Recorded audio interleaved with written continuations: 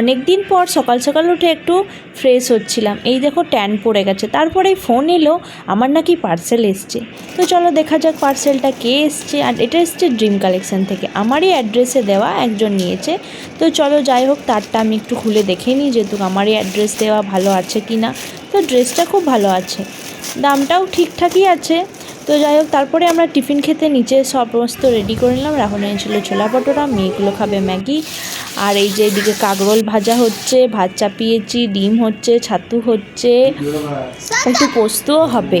তো যাই হোক, এই ফাঁকে বড় মেয়েটা বাড়ি চলে যাবে বললো আজ বিরিয়ানি খাবো, তো মামাকে দিয়ে তার জন্য আমি আনিয়ে দিলাম বিরিয়ানি। তো যাই হোক, এই যে বিরিয়ানিটা সে পুরোটা খেতে পারবে না কিন্তু খাবে, তাই আমদার তো আমাকে রাখতেই হবে বলুন।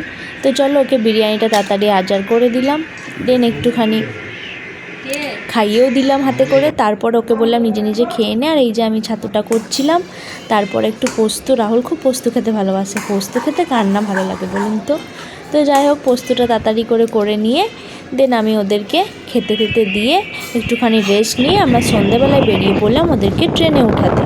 তো যাই হোক, এই যে ট্রেনে উঠে ওদেরকে ট্রেনে চেপে গেছে, বসে পড়েছে। ওর তো একটু মনটা খারাপ বলুন, বাড়ি থেকে চলে যাচ্ছে, মাও থাকে এখানে।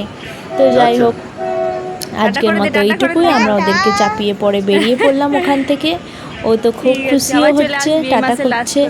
দেন তারপরে আমরা রাহুল বলে একটু খিদে পেয়ে গেছে, আমরা একটু খাবারের দোকানে কিছু খেয়ে আবার বেরিয়ে পড়লাম বাড়ির উদ্দেশ্যে। তো তারপরেই চলো দেখুন, আমি বাড়িতে এসে একটু মন খারাপও হচ্ছিলো, মেয়েটা চলে গেল আজকের মতো।